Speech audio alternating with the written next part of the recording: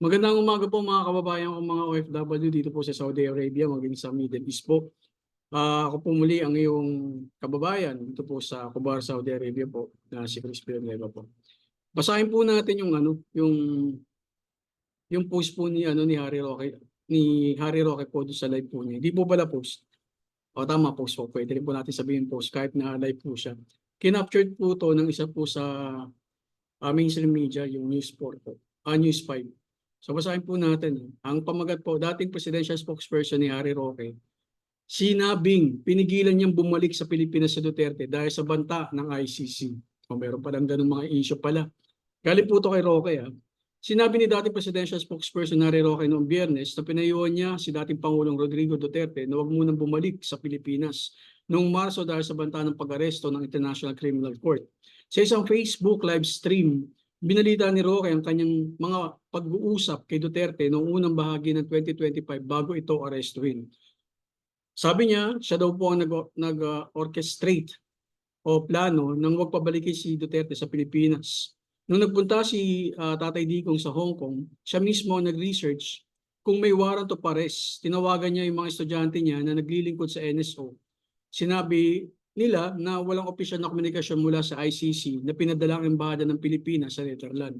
Giit ni Roque, binalaanan niya ang kampo ni Duterte noong 2023 pa na nasa Pilipinas ng mga investigador ng ICC. Aniya, ilan sa mga abogado ng mga biktima sa ICC ay dati niyang kasama sa law firm. Noong unang bahagi ng Marso, nasa Hong Kong si Duterte para pamunuan ng kampanya ng mga senatorial bets ng PDP laban. Sa kabila ng payo ni Roque at pressure mula sa mga kalyado, giniit niyang determinado si Duterte na bumalik sa Pilipinas at tinanggihan ang mga mungkahi na mag-asylum sa Hong Kong dahil sa banta ng warrant of arrest mula sa ICC. Paliwanag ni Roque, hindi sakop ng Hong Kong ang Conventional of Rights of Refugee at Asylum Seeker, kaya hindi ito angkop na opsyon. Kasi dito talaga umuwi daw si Duterte kahit na gusto sana niyang talian si Tatay Digong, matigas talaga ang ulo nito. Itatali sana niya kung kinakailangan dahil sa kailangan lamang ng 1 hanggang 3 araw hanggang mahiyain ang petisyon sa Korte Suprema, dagdag niya. Naaresto si Pangulong Duterte noong Marso 11 matapos sa paglabas ng diffusion notice ng Interpol na nag-uudyok sa mga otoridad ng Pilipinas ay ipatupad ang warrant of arrest ng ICC. Kasalukuyang nakakulong sa ICC ang ating Pangulo sa custody facility sa The Hague, Netherlands. O yun pala, meron palang ganito pong may mga ganito palang senaryo na si Harry Roque pa pala talaga nagplano po na wag munang pabalikin si Pangulong Duterte.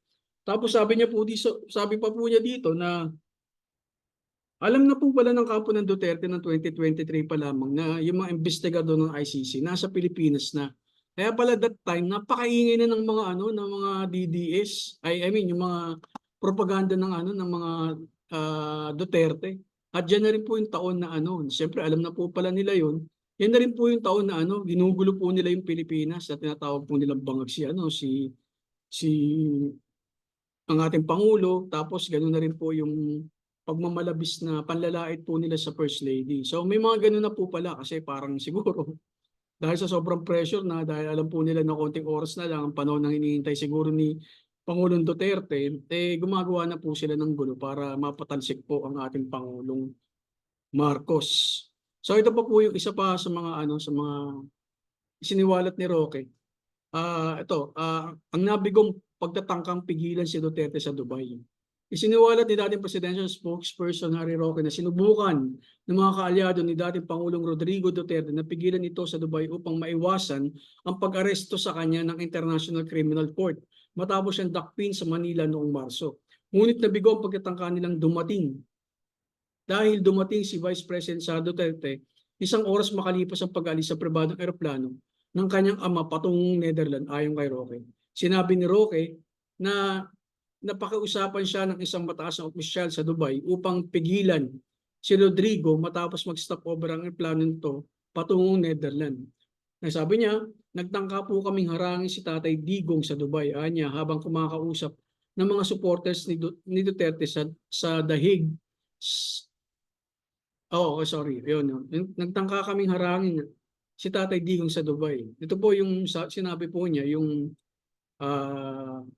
yung nakikipag-usap po siya doon sa mga supporters po niya sa Dahig sa bilang pag-aalala po sa ikasandang araw po ng ating Pangulong Duterte sa Dahig.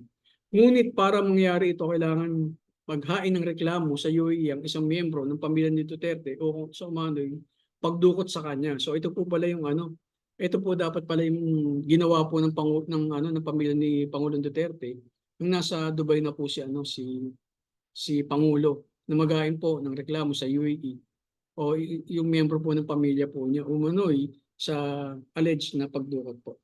So basahin po ulit natin. Yung po ang dahilan kung bakit ura-uradong sumakay sa eroplano si BP Sara. First time ko lang ito ikukwento. First time ko lang ito ikukwento papunta ng UAE. Inaasahan naman ng mga supporters na makakarating si Sara bago umalis ang eroplano ni Rodrigo Duterte sa Dubai dahil noong mga panahong iyon ay wala pang clearance para makalapag sa pribadong eroplano sa Netherlands. Ngunit nahuli si Sara.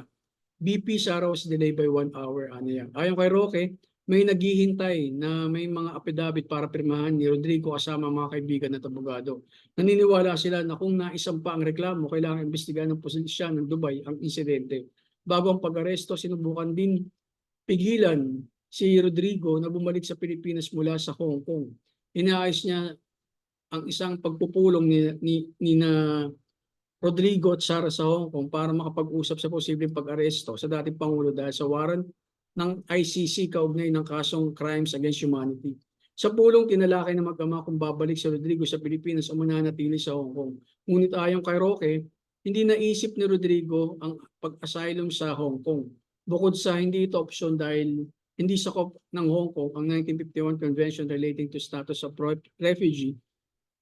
Kaya po nag-book si Pangulong Rodrigo ng flight patungong Manila mula sa Hong Kong at naaresto pagdating. Ito po, ito na po yung pinaka-last 3 sentence po yata.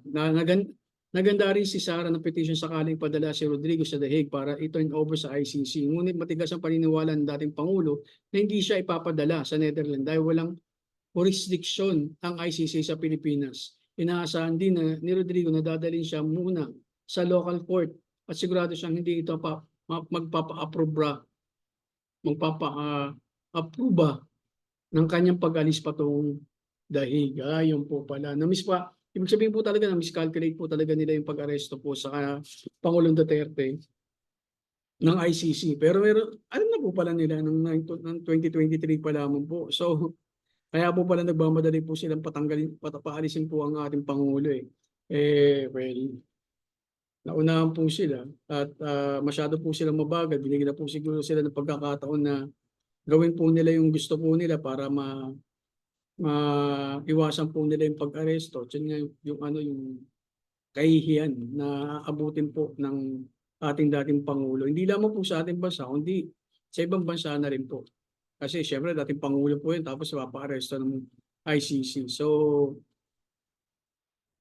ano po yan, yung hindi po nila na-anticipate o miscalculated po nila yung galaw po ng government po natin sa kabila po ng pagiging mabait po ng ating Pangulong BBM. So, meron pa rin po ako nabasang balita tungkol po dun sa pagsampa po ng kaso na ng ombudsman tungkol po sa impeachment tungkol po sa ating vice presidente. Yun po pala ay hindi po isinampa ng House of Representative kundi po ng ombudsman po. Batay po lang sa batay po sa naging resulta po ng pag-imbestigasyon po ng Congress. So hindi po ang congressperson nagsampa kundi ang ombudsman. Pero kung ano po yung dahilan, hindi po natin alam. Alam naman po natin ang ating ombudsman po ngayon ano po yan, ano po talaga yan, Duterte supporter din po yan dahil si Pangulong Duterte po ang nagtalaga po sa ating ombudsman. So, hindi po natin alam kung ano yung po yung nilalaro po nila pero ito po malinaw. Malinaw po malinaw na pampagulo po sa inayain pong impeachment case. So, impeachment case po ng ng Congress na dapat po i-discuss na po ng ano ng ating Senate, eh, hindi po natin alam kung ano yung nasa isip ni ano ni Martires eh, o Martires po ba yun o ng ombudsman po ngayon. Pero anyways po matatapos na rin po yung kanyang ano, kanyang termino. So abangan na lang po natin kung ang magiging susunod na kabanata, kung makakaapekto po ba yung pagsasampa ng ombudsman sa impeachment complaint o impeachment po ng ating Vice Presidente. So yun lamang po, binasa po natin yung mga transcript na sa live po ni Harry Roque tungkol po sa revelation po niya tungkol po dun sa bago po arestuhin o yung mga pagpaplano po nila bago aresto si Pangulong Duterte ng ICC. Nakakapagtaka po ano. So akala po natin, all of a sudden, inaresto po siya nang hindi po alam nila Duterte o ng kanyang pamilya. Alam na po pala nila matagal na po, 2023 pa eh. So ganun po ilaruin ng mga